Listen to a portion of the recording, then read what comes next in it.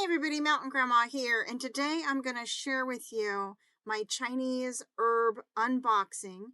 These are herbs that I purchased mostly from the school that I attend, which is called Herb Whisperer. It used to be East West School of Herbal Medicine, and the school is just amazing. They talk about Chinese herbalism, Western herbalism, Ayurvedic herbalism.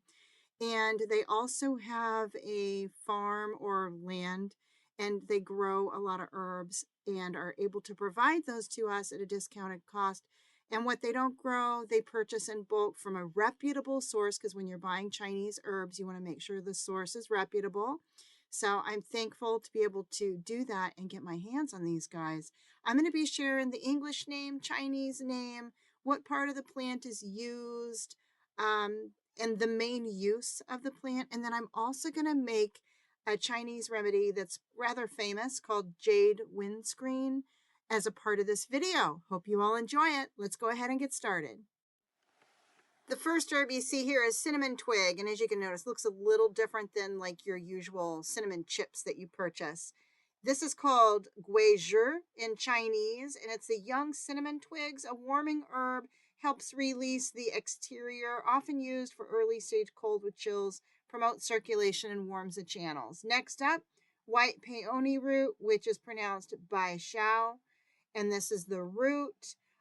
It nourishes the blood, soothes tension in the body. It's known for calming, harmonizing quality and formulas. And astragalus, Wang Qi. We talked about this in one of the Herbal Study Hall lives. These are root slices, and it's a classic Qi tonic. More about that in the Herbal Study Hall live if you want to go check that out. Moving on, Codonopsis, Dong Shen.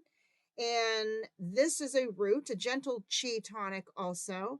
It's milder and compared to ginseng, supports energy, digestion, and overall nourishment. All right, and the next one up is atractylodes. These are white atractylodes, pronounced baiju in Chinese. This is a rhizome.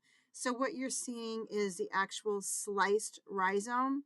And I just want to point out, all of these herbs are so fresh. The quality is really good. They all have unique smells. I'm really impressed with them. But anyways, the white atractylodes, it's used to strengthen digestion and help manage dampness in the body. And it's known for supporting steady, grounding energy. And this last one, isn't this unique looking? This is Angelica sinensis, pronounced Dongui in Chinese. And what you're seeing here is a sliced root. And again, just the quality, I can tell by the smell of these and the way that they look. The color is great. This one is used as a famous blood tonic herb that nourishes and moves the blood. And it's often an herb that's associated with warmth, circulation, and just replenishing qualities. So that is your Angelica sinensis, also called Dongui. All right, now this is licorice root, but in TCM they prepare it a certain way. It's a honey fried licorice root. So it's a little different than how you purchase it when you're using it for Western herbalism. This is called Jigan Sao in Chinese. It's a honey prepared root, and it's used in small amounts to add to harmonized formulas. It also supports digestion and qi, known for its sweet flavor and just a gentle balancing nature. So it might be added to a formula, like, 5-10%, something like that. Just really depends on the formula, but usually combined with other herbs. And this one is feng feng. In Chinese, it's also siler root. And the main things about this guy, it helps to treat like wind, which would in Chinese medicine is considered like colds and things like that, and releases the exterior. Known for being a very gentle wind protecting herb is how it would be referenced, but just kind of an immune boosting herb.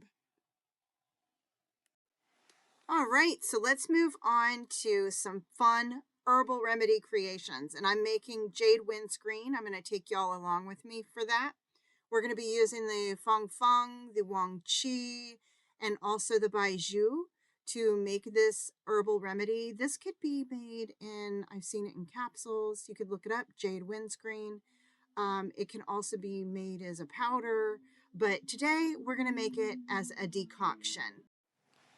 All right, so what you see me doing first is adding pre-measured amounts of these herbs into this kettle here. And I'm not going to get into the amounts of herbs that I added, but I will probably chat about it in one of my herbal study hall lives that I have on Tuesday nights. If you want to go check out, just to get a feel for what those look like, you can go check out those lives.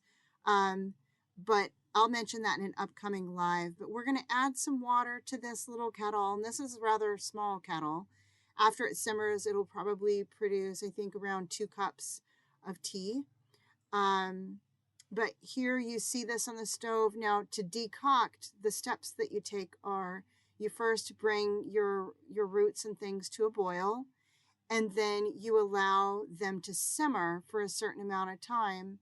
And just saying, with my stove, I actually had to go back and turn it off so that it would simmer, not continue to boil. But I'm going to let it simmer for 20 minutes. So I've got my timer set there. And then you want to just adjust your temperature. Keep an eye on it while it's on the stove because you want it at a nice simmer for 20 minutes. And then, after that simmered the time that you need, then you'll pour that first batch off. But you won't be done yet because you're going to do the same thing over. You'll do it like twice and then add it all together. A little bit about this remedy.